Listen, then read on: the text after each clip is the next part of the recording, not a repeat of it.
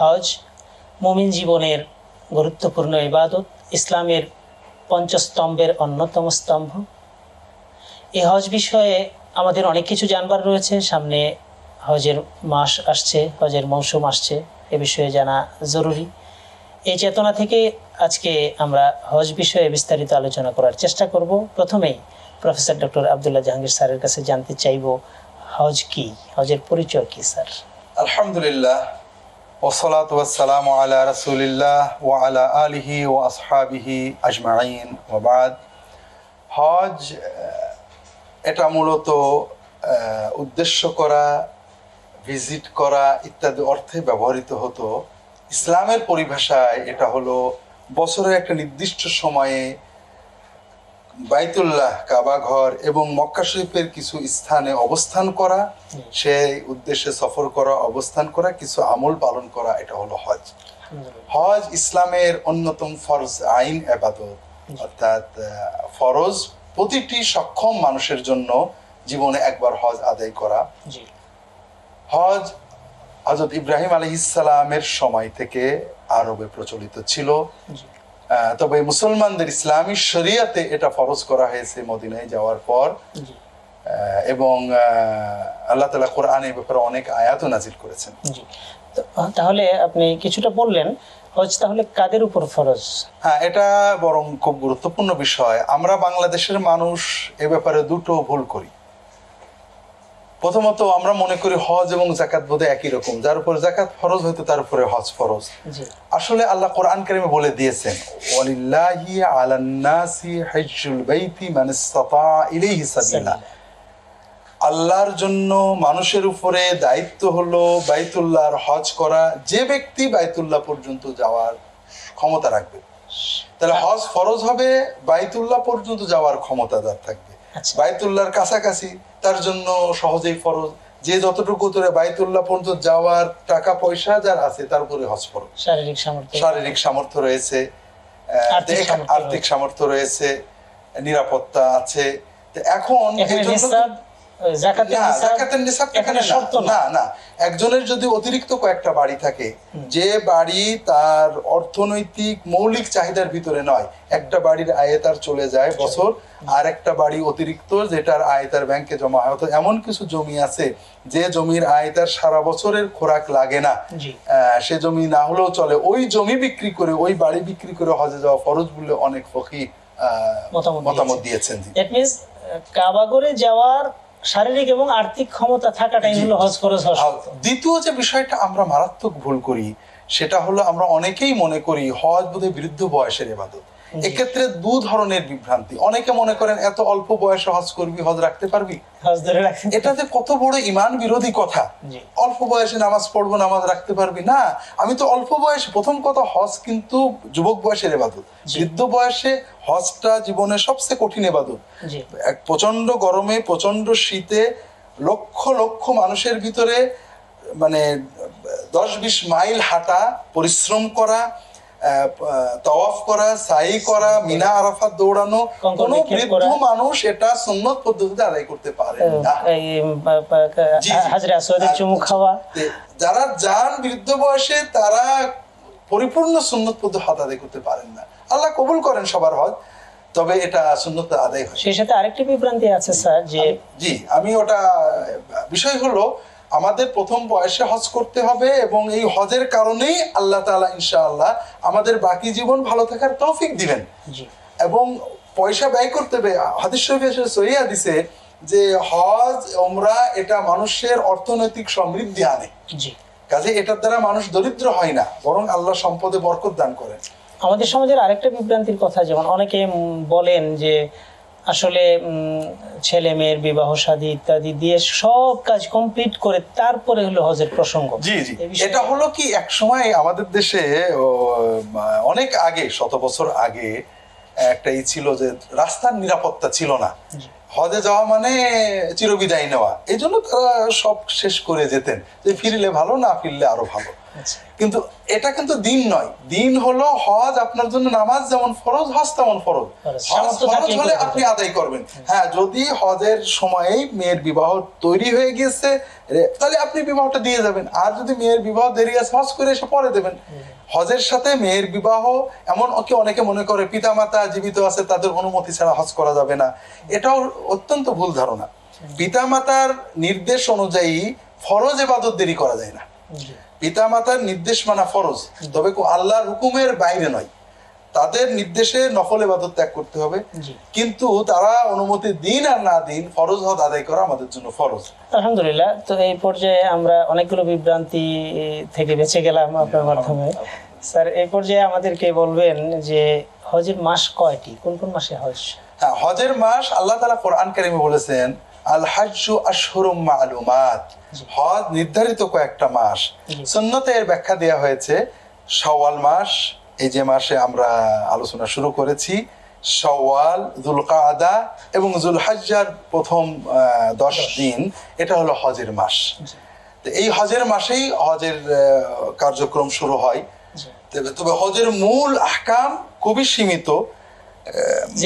জিলহজ মাসের কয়েকটা দিন, জিলহজ মাসের 10 দিনও পুরো নয়, মূলত 9, 10 এবং 11, 12 এই হলো বা 13, এটাই হলো হজের মূল আহকাম আর কি। 9, 10, 11, 12, 13 এর আগে কিছু আহকাম আমরা জিলহজ মাসে বা এর আগে আদায় করতে পারি। তাহলে এই কয়েকটি মাসকে নির্ধারণ করার হিকমতটা কি? আসলে আল্লাহ তাআলা মানে দিনের বিধানগুলো দিয়েছেন, আল্লাহ যেভাবে ওইভাবে পালন করি। যেমন সালাতের জন্য 5টা সময় নির্ধারণ করা। তবে এই মাসগুলো রাসূল পাক সাল্লাল্লাহু আলাইহি সাল্লাম এবং তার আগে হযরত ইব্রাহিম আলাইহিস সালামের স্মৃতি বিজড়িত। হযরত ইসমাঈল আলাইহিস সালামকে কুরবানি দেওয়া, তার সেই কুরবানির সাথে সাথে হজের কিছু আহকাম রয়েছে। হজের সময় কুরবানি করতে হয় এবং মিনা, মুজদালিফা, আরাফা এই সময়ে হযরত ইব্রাহিম আলাইহিস সালামের সময় থেকেই যুলহজ মাসে হজটা পালন করা হচ্ছে। জি, আলহামদুলিল্লাহ। এই পর্যায়ে আমাদেরকে যদি স্যার বলেন যে হজ্জে মাবরুর হাদিসে এসেছে, হজ্জে মাবরুর মানে কি এবং হজ্জে মাবরুরটা কিভাবে হতে পারে, এই বিষয়ে আমি সহিহ হাদিসে রাসূল পাক সাল্লাল্লাহু আলাইহি ওয়াসাল্লাম বলেছেন যে আল উমরাতু ইলাল উমরাতি কাফারাতুল লিমা বাইনাহুমা ওয়াল হজ্জুল মাবরুর লাইসা লাহু জাযাউন ইল্লাল জান্নাহ। এক উমরা থেকে আরেক উমরা, এটা মাঝখানের সকল গুনাহকে ক্ষমা করে দেয়। আর হজ যদি মাবরুর হয় তাহলে তার পুরস্কার একটাই, সেটা জান্নাত। সুবহানাল্লাহ। এই হজ্জে মাবরুর শব্দটার অর্থ হলো, মাবরুরটা বিররুন শব্দ থেকে। জি। আর বিররুন অর্থ দুটো, একটা হলো নেক কর্ম, একটা হলো জনকল্যাণ। মানুষের কল্যাণ করা এবং নেক কর্ম করা, এটার অর্থ বীর। আর এই বীরের দুটো ব্যাখ্যা হাদিসে এসেছে। একটা হলো মান হাজ্জা ফালাম ইয়াফসুক ওয়ালাম ইয়ারফুস খারাজা মিন যুনুবিহি কায়াউমা ওয়ালাদাতহু উম্মুহু। যে ব্যক্তি হজের ভিতরে কোনো অশ্লীল কথা বলবে না, কোনো অন্যায় পাপ কাজ করবে না, কাউকে কষ্ট দেবে না, সে ব্যক্তি এমন ভাবে গুনার ক্ষমা পাবে যেন সে আজকে নতুন জন্ম নিল, নিষ্পাপ হয়ে গেল। তাহলে বুঝলাম হজ্জে মাবরুরের কল্যাণময় বড় নেকময়ের একটা হলো যে আমরা হজের ভিতরে কোনো অশ্লীল কথা, বাজে কথা বলবো না। আর একটা হলো মানুষের উপকার করব। এখানে একটা জিনিস খুব মৌলিক বুঝতে হবে, হজটা একটা কঠিন ইবাদত। হজের ভিতরে আমরা মৌলিক কিছু শিক্ষা পাই। তার একটা দিক হলো আপনি হজের ভিতরে লক্ষ লক্ষ মানুষের ভিড়ে থাকবেন, যেখানে কেউ আপনাকে পা পাড়িয়ে ধরবে, কেউ হয়তো দেখে গাড়িতে উঠতে পারছে না, আপনার মনে হবে আমি আগে উঠে চলে যাই, আমি আগে চলে যাই। এই যে লক্ষ লক্ষ মানুষের ভিড়ে মানুষের উপকারে এগিয়ে আসা, নিজের আত্মকে বিলীন করে দেওয়া, আপনার পা পাড়িয়ে ধরেছে, আপনি প্রতিশোধ দিলেন না, গাল দিলেন না, নারী পুরুষ হজ করছে, আপনি অশ্লীল কোনো চিন্তা করলেন না, এই যে আত্মনিয়ন্ত্রণ, মানুষের কল্যাণ, এটা হলো হজ্জে মাবরুরের মৌলিক। অর্থাৎ এত ঝামেলার ভিতরেও যে কল্যাণকামী চিন্তা হৃদয়ে ধারণ করা, রেগে না যাওয়া, কারোর ক্ষতি না করা, কাউকে গালি না দেওয়া, এটা হলো হজ্জে মাবরুরের মৌলিক বৈশিষ্ট্য। বীররুনের বা কল্যাণকামিতার বৈশিষ্ট্য দুটো, একটা হলো বীর, একটা হলো নেক কর্ম, নেক আমল বেশি বেশি করা, আর একটা বীর হলো মানুষের কল্যাণকামিতা, মানুষের কারো কষ্ট না দেওয়া, যথাসম্ভব মানুষের উপকার করা। এটা হলো হজ্জের মাবরুরের মূল। অনিচ্ছাকৃতভাবে কেউ যদি কোনো অন্যায় করে ফেলে তাকে মাফ করে দেওয়া, এটা হলো তো হজ্জে মাবরুর। তাহলে এভাবে আমরা, এটা হলো হজ্জে মাবরুরের কর্ম। আর সাধারণভাবে আমরা বলে থাকি মাকবুল। আসলে মাকবুল হওয়ার জন্য এই কর্মগুলো করতে হবে আমাদেরকে। তাহলে হজের সাথে বীর বা নেক কর্ম, জনকল্যাণমূলক কর্মের ব্যাপারটি জড়িত আছে, ওতপ্রোতভাবে জড়িত। কিন্তু আমরা তো হজে এই যে জনকল্যাণমূলক বিষয়টা যে জড়িত আছে এবং এটাই মাবরুর বা মাকবুল হওয়ার শর্ত, এই বিষয়টা তো আমরা অনেকেই মনে করছি না, বরং আমরা মনে করছি টাকা আছে আমরা বাইতুল্লাহ পর্যন্ত যাব, এই ফর্মালিটিস গুলো পালন করব, তাতে হজ হয়ে যাবে। এখানে একটা বড় জিনিস আমি আমার দর্শকদের বলবো, আসলে হজ আমাদের কি শেখাচ্ছে লক্ষ্য করুন। হজে প্রথম আমরা কি করি, গায়ের কাপড়গুলো খুলে ফেলি, লক্ষ লক্ষ মানুষ আদম সন্তান, আপনি কারোর আমাদের যে আমিত্ব, আমাদের যে মানুষে ব্যতিক্রম, এটার একটা বড় পরিচয় হলো পোশাক। যে আমাদের পোশাক আশাক প্রমাণ করে যে আমি অনেক বড় কিছু। তো হজ আমরা প্রথমে আমার আমিত্বকে খুলে ফেলে দিলাম, প্রতিটি মানুষ ন্যূনতম পোশাক পরে হজে উপস্থিত হয়েছে, 2 টুকরা কাপড় পুরুষেরা, মাথায় তেল দেওয়ার উপায় নেই, চুলগুলো আশ্রাবার উপায় নেই, কোনো সুগন্ধি মেখে আবহাওয়ার কোনো উপায় নেই, এগুলো আমরা সহজে করছি, অর্থাৎ সবাইকে লেভেল করে দেওয়া হলো একটা লেভেল। তাহলে আমরা ঠিক কিয়ামতের মাঠে প্রতিটি মানুষ যেমন মানুষ, আমার একমাত্র পরিচয় আমি একজন আল্লাহর গুনাহগার বান্দা, আমি একজন বড় কর্মকর্তা, বড় রাজনীতিবিদ, বড় অর্থনীতিবিদ, বড় ব্যবসায়ী, সকল পরিচয় আমার বাইরে থেকে মুছে ফেললাম। কিন্তু মুশকিল হলো ভিতরের পরিচয় আমিত্বটা মোছা বড় কঠিন। আমি মুছে ফেলেছি আমার বাইরের পরিচয়, কিন্তু আমার ভিতরে আছে যে আমি একজন বড় মন্ত্রী, আমি নেতা, কেউ আমার পায়ে পাড়া মেরেছে পিছন থেকে, সঙ্গে সঙ্গে আমার আমিত্ব আমাকে ঘুরিয়ে দিয়েছে, এত বড় কথা। আসলে তাহলে তো হজ হলো না। আমার বাইরের আমিত্ব যেমন আমি মুছে ফেলেছি, এই যে 15-20 দিন আমি আমার ভিতরের আমিত্বটাকে মুছে ফেলতে হবে, আমি কিছুই নয়, বীরময় করতে হবে। জি জি, আমি কিছুই নই, আমি এখানে আল্লাহর গুনাহগার বান্দা, আমি বাদে সবাই আল্লাহর নেককার বান্দা। আমি এই মানুষগুলোর বেশি বীর করলে, বেশি উপকার করলে, এদের লাথি খেয়ে সবর করলে হয়তো আমার হজটা কবুল হতে পারে। এই চেতনা নিয়ে হজ করলেই আমরা হয়তো হজ্জে মাবরুরের নসিব আমাদের হয়ে যাবে ইনশাআল্লাহ। এবং এখান থেকে আমরা জনকল্যাণ করার মানসিকতা সৃষ্টি করতে পারি, হৃদয়ে ওই চেতনা নিয়ে ফিরে আসতে পারি হজ থেকে, এবং ওইটাই হজের আমাদের সাথে থাকবে ইনশাআল্লাহ। তো স্যার, এই পর্যায়ে আমরা আরেকটি বিষয় জানতে চাচ্ছি যে হজের সবচেয়ে বড় পাথেয় কি, এ সম্পর্কে কোরআনে কি আছে? আল্লাহ তাআলা বলেছেন খায়রুজ যাতিত তাকওয়া ওয়াত্তাকুনিয়া, আল্লাহর তাকওয়া। হজের বড় পাথেয় তাকওয়া, আল্লাহর ভীতি। হজের মাধ্যমে দীর্ঘদিন চক্ষুকে সংযত করা, প্রচন্ড কষ্টের ভিতরে কাউকে গালি না দেওয়া, এভাবে আল্লাহ সচেতনতা তৈরি করা যে আমি জীবনে পাপ করব না, আমার ভিতরে আত্ম উপলব্ধিকে নিয়ে আসব, এই তাকওয়া অর্জনটা হলো হজের বড় পাথেয়। এই তাকওয়া যদি আমরা নিয়ে আসতে পারি সাথে করে, তাহলে বুঝবো হজ কবুল হয়েছে। আর যদি হজের পরেও আগের মতোই থাকি, তাহলে এটা মনে হয় যে হজটা বোধহয় আরাফার মাঠে রয়ে গেল, আমারটা আর আমি নিয়ে আসতে পারলাম। তাহলে একটা জিনিস আমরা এখানে আবারও নতুন করে দেখতে পেলাম, যেমন রমাদানুল মুবারক সম্পর্কে আল্লাহ তাআলা যখন বললেন কুতিবা আলাইকুমুস সিয়ামু কামা কুতিবা আলাল্লাযিনা মিন ক্বাবলিকুম লাআল্লাকুম তাত্তাকুন, তোমাদের উপর রোজা ফরজ করা হয়েছে যাতে করে তোমরা মুত্তাকি হতে পারো। আবার এখানেও ফাতাজাওয়াদু ফাইন্না খায়রা যাদিত তাকওয়া ওয়াত্তাকুন ইয়া উলিল আলবাব বলে তিনি বলেন তোমরা পাথেয় অর্জন করো, আর নিশ্চয়ই উত্তম পাথেয় হলো তাকওয়া।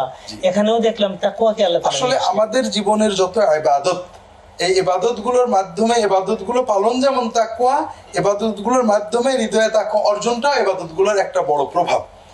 এই প্রভাবটা যদি লাভ করতে পারি, এটা আমরা অটোমেটিক লাভ করতে পারি। ইবাদত করলে কম বেশি কিছু তাকওয়া আমাদের অর্জিত হয়, তবে যত হৃদয় দিয়ে ইবাদতটা করতে পারবো, যত সুন্নত পদ্ধতিতে করতে পারবো, আমাদের তাকওয়ার অর্জনটাও তত বেশি হয়। তাহলে প্রতিটি ইবাদতের সাথে তাকওয়াকে আল্লাহ তাআলা জড়িয়ে রেখেছেন। ইবাদত পালনটা একটা তাকওয়া, কারণ আল্লাহর ভয়ে আমরা ইবাদতটা করছি, আর ইবাদতের মাধ্যমে আরো তাকওয়া অর্জন করা, এটাও ইবাদতের একটা অংশ। জি, প্রাপ্য। আলহামদুলিল্লাহ, তাহলে আমরা হজের মাধ্যমে তাকওয়া হাসিল করতে পারি, যেটা মানব জীবনের সবচেয়ে বড় পাথেয়, এটা আল্লাহ তাআলাও বললেন। তো হজের তো অনেক হুকুম আহকাম রয়েছে, তো এর মধ্যে হজে যে ইত্তিবায়ে সুন্নতের ব্যাপারে একটা সহিহ হাদিস আসছে আমরা জানি, এই বিষয়ে যদি স্যার কিছু। এখানে হজের বিষয়ে অনেক কথা বলার ছিল, ছোট্ট আলোচনায় তো সব সম্ভব নয়। আমি আমার দর্শকদেরকে বলবো যে যারা হজ করেননি তারা সবাই আমরা হজের নিয়ত করি। আসলে যদি কোনো বান্দা প্রকৃত অন্তরের আবেগ দিয়ে চিন্তা করে যে আমি হজ করবই, এটা আল্লাহ তাআলা ইনশাআল্লাহ ব্যবস্থা করবেন, এবং এটাকে আমরা প্রয়োজনের চেয়ে বেশি না পিছাই। হজের মাধ্যমে যদি আমরা তাকে অর্জন করি আমাদের জীবন ধন্য হবে।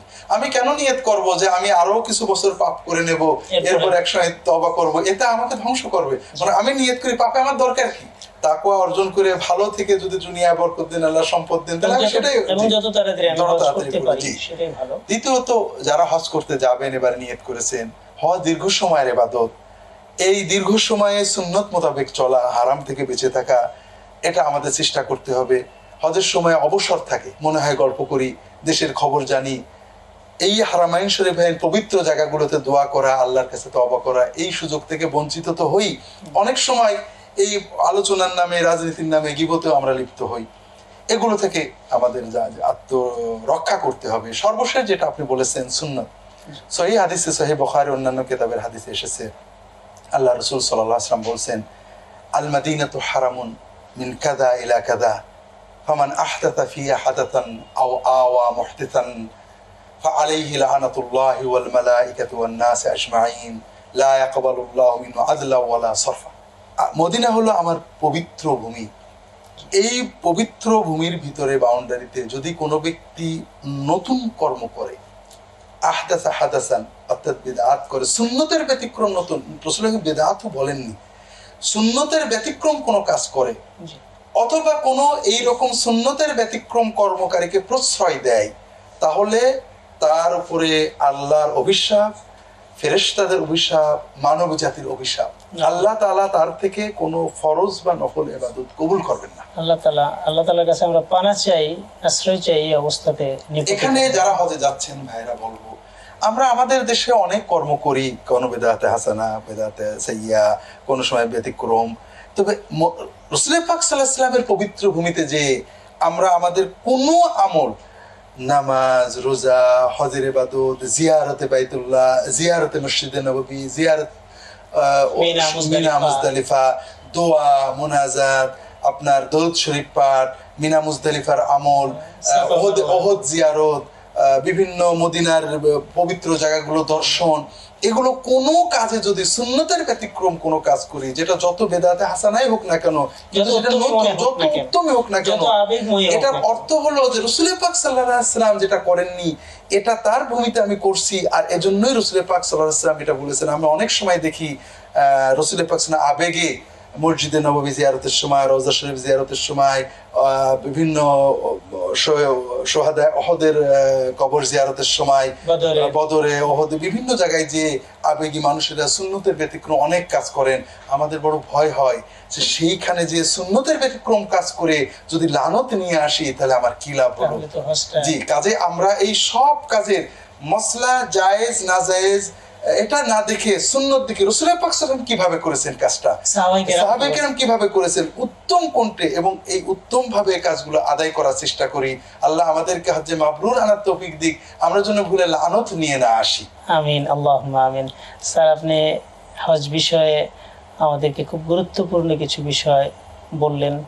আমরা যারা হজে যাওয়ার নিয়ত করছি এবং হজে যারা এবার যাব, তারা যেন সবাই হজ্জে মাবরুর নিয়ে ফিরে আসতে পারি, নবীজির সুন্নাত তরিকা অনুযায়ী হজের যাবতীয় কার্যক্রম সম্পাদন করে আসতে পারি। আমাদের সবাইকে তৌফিক দান করুন।